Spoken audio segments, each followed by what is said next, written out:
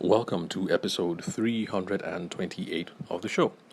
For those of you who listened yesterday, you'll be happy to know that I was able to get fuel and it only took me about 3 hours. So even though the queue looked scary, looked like 5 hours, 6 hours scary, I was done in close to half the time, maybe 2.5 hours, 3 hours. I can't really remember because I didn't really take note of what the time was. But yeah, I have fuel now, and I don't have to worry about buying from the black market and destroying something in my engine. So we are good to go, at least for another couple of days before I have to start worrying about queuing for fuel again. So I suspect that I have until Monday or Tuesday next week, and then I have to get back on the queue grind. You know, the the mad driving that we have to do, fending off people trying to cut into the line, and all that good madness. So, for those of you who are in Nigeria listening, particularly in Lagos and Abuja, where the queues are really garish, I'm sure you guys can relate. But if you're in other climes and you don't have to deal with these sorts of things, then I guess we can say thank God for small mercies on your behalf. So, let's see.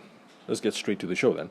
So, at the last recording, we are talking about, if I remember correctly, I think we are talking about how you don't have to make everything a big deal. You don't have to try and close the deal in one fell swoop. You have to take things one step at a time. And if you make it framework oriented, process oriented, and you're just taking things one step at a time, then selling doesn't have to be that scary. So, what is this first step? Now, the first step that all of us should take really is getting towards the first conversation. Obviously, because whatever sale it is that you're going to make is going to be a series of conversations. Now, the principles still apply if you are using email and SMS and all whatnot. The first step actually is not to throw up your pitch, but to try and engage them in the first conversation. Because you'll find that when people use email to sell or SMS, WhatsApp, what else? DM, Twitter DM, LinkedIn direct messages, and all that, people just assume that the first message you just throw it out there. Hello, thank you very much for accepting my invite. My name is Kemi LLC Wedding Planners. We cover all kinds of weddings. If you're getting married soon, then reach me on 080 blah blah blah blah blah. And then you send that as the message. And that's not really the way that you should be going about it if you want to drum a business, whether you are a legal practitioner or whether you are a wedding planner. Now, the reason why I say wedding practitioner is because for some reason on LinkedIn, the only people that I've received those kind of pitches from are lawyers. I accept the invite and then, connection request. Yeah, I think on LinkedIn it's called a connection request. So I accept the connection request and then the message follows. Thanks for accepting the connection request. I am so of blah blah blah blah blah, Legal Practitioners Limited. And then we cover the following services. And then they list out like 20 bullet points. Everything from litigation, debt recovery, trademarks, patents, business advisory, company incorporation. They just list out absolutely every single thing. And the message drones on forever, and then it ends with thank you or something like that. So that's the template that I've been getting so far from lawyers on LinkedIn. So whether you want to drive your selling process through LinkedIn, SMS, WhatsApp, or face-to-face, the first step is not to show up and then throw up with the whole pitch. Because remember, we are trying to make things easier by not trying to close the deal in one fell swoop. When you send that kind of message on LinkedIn, your assumption is that someone is going to bite the bullet. The person needs a lawyer, so the person is going to reach out to you, and then you're going to get some business off of that message. And that's not a realistic expectation to have. So the first step is try and engage them in that first conversation. And this is also the hardest part of selling. That is getting to that first conversation, getting people to take you seriously, let down their guard, agree to the conversation, give you some time. I mean, no matter what it is you want to call it, this is actually the hardest part of selling. Now, the first conversation is where you confirm that you're speaking to a person who has a need that your product or your service can help. So when the bride or the groom run into you at the bridal fair, or someone gives you, let's say it's a referral, the first thing in that first conversation is not make a pitch, is not send price sheets, It's none of that. The first thing is actually to figure out, are you speaking to a person who has a need that a product and service can help?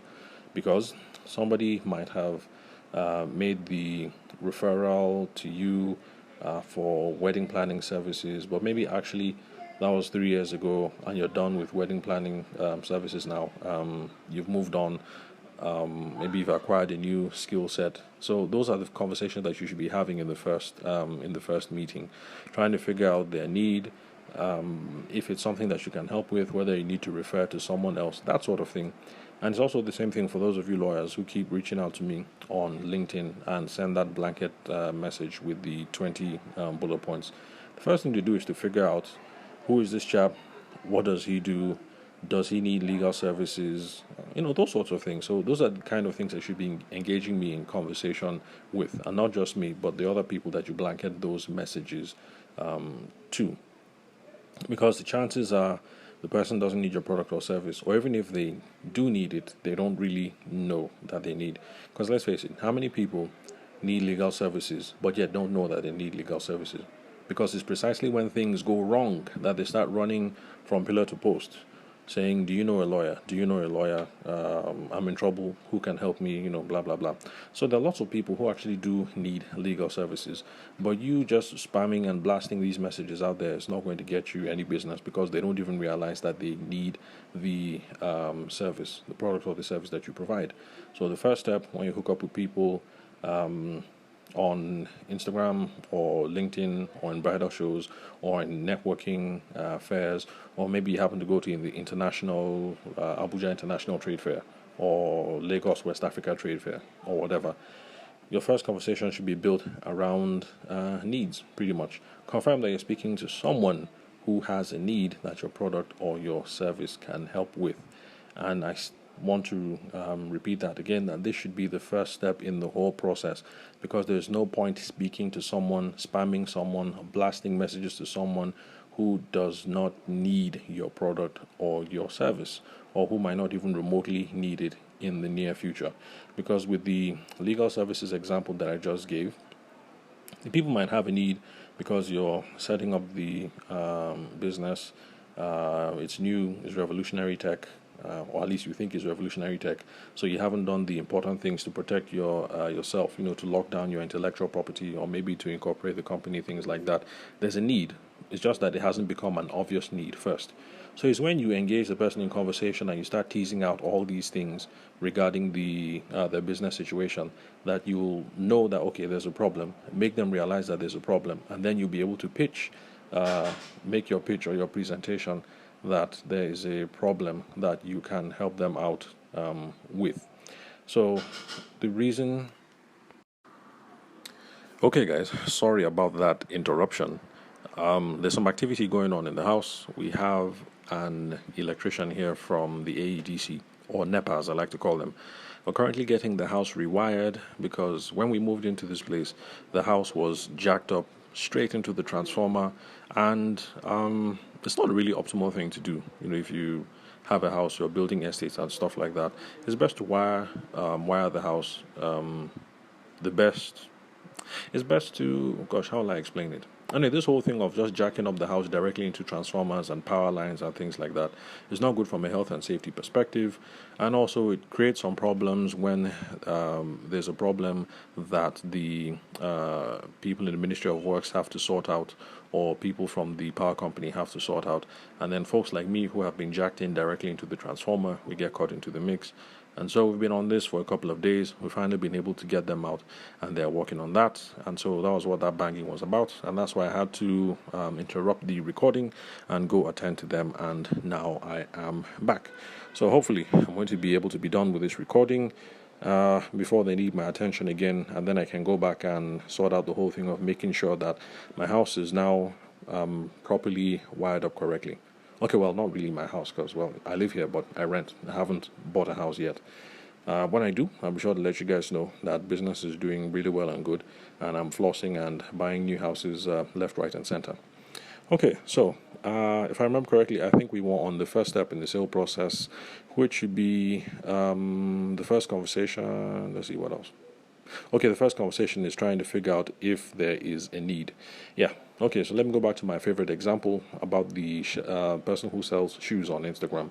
Now, the reason why I use the shoe thing a lot and the inverter thing a lot is actually because the first two people I had to run advisory services for, that was back when I did sessions with seed builders in Abuja, the tech hub. So it was, those are precisely the first two. Someone who sold inverter batteries, alternative energy solutions. Yes, that's how he put it. Alternative energy solutions, and someone who sold shoes on Instagram. So that's the reason why I keep running back to them, because they were the first two, and you know what they say about your first. Anyway, where was I? Okay, yeah. So if you sell shoes on Instagram and you hook up with someone in the flesh, or you're sending that DM, the reason why you have to figure out if there's a need, is because if the person doesn't like shoes and the person is not even into fashion, like yours truly, for those of you who have met me, some of you say that I dress like a carpenter and or a painter, and that is absolutely correct. And one of my second shooters has even pointed out that if I wasn't married to Patience, that's Patience is my wife, that I wouldn't have any hope. Because left to me, clothing, fashion, too much of a hassle, and I can't be bothered. I think the most stylish thing that I have actually are my eyeglasses. They are black with green, with they have a black facade. They're actually green, but with a black facade, so it looks like it has green accents. And I found another pair of glasses that looks similar, but this one has blue accents. And yeah, that's what I want to get next. So I guess that's the most fashion that I'm ever going to get myself into, making sure that I have glasses that are stylish, or glasses that I like anyway, whether you think they're stylish or not, if you happen to see me in person, because I'm sure some of you look at them and say, hey, there's nothing stylish about this. It's just regular. So, for the first conversation, you actually have to figure out all these things, because if the person is not into shoes and the person is not into fashion, then your goal is to, in having that first conversation, is to find that out quickly. Because if you waste all this time emailing, blasting, calling, following up, and then ultimately it turns out that the person was never going to buy in the first place, like me, because I am not going to spend 40,000 naira on shoes, or 60, or whatever it is that shoes cost. Because as far as I'm concerned, I like sandals and I like palms, and I'm going to keep it that way. So I don't like to be rude, so there are people who keep following up, and the truth is that I'm just not going to buy those shoes. And in fact, I think that if you were to look at me, even without asking me any questions, you kind of would know that okay, this is not the guy who's going to spend 40,000 naira on shoes. I'll spend 40,000 naira on something else, but definitely not shoes. So your goal in that first conversation is to find out the need and to try and get to the root of it very quickly. If this person is not going to buy, and there's no reasonable prospects of this person buying anything anytime soon, or buying on behalf of someone else, because it's possible that I'm not going to buy for myself, but my brother, he's really into fashion and he likes shoes. So spending 40,000 to get him a nice pair of shoes, maybe, because it's his thing. So if you figure out that this guy is not going to buy, he's not going to buy for his wife, he's not going to buy for his brother, he's not going to buy for his kids, then move on. So don't do that whole show up, throw up thing, and then try to close the deal in one fell swoop. Just figure out if there is a need or any reasonable prospects of doing business here. And it's the same, whatever business you're involved in. If you paint houses, if you sell real estate, or if you are a, what are they called? This guy that's currently trying to rewire the house, the electrician from NEPA. I'm not sure what they would be called if they were doing this on a professional basis. Anyway, so if you handle that kind of business, that's your job. You go around setting up the wiring of houses and things like that. First conversation is to figure out, is there a need? Are there any reasonable prospects for business? If there is, good, explore. If there isn't, move on. So the goal is to be curious enough to see if the person. The goal is just to be curious enough, basically, to see if that there is a need here, and that is the only focus of the first conversation. And remember, I said this is the hardest step. Once we sort this out, things get relatively easier from here. Because obviously, if there's no need, then it's just about disengaging politely and then moving on. And And you can see that the process of disengaging, that's not going to be hard. And then, if there is a need, future processes of trying to figure in how large the need is, how big of a problem that they have, and how much they'd be willing to spend on it, that's not a hard conversation to have. It might sound like it's a hard conversation now, but that's just because you haven't received any tips and tricks, and you haven't been given a new perspective about how this can be done reasonably well and without any fear of fuss.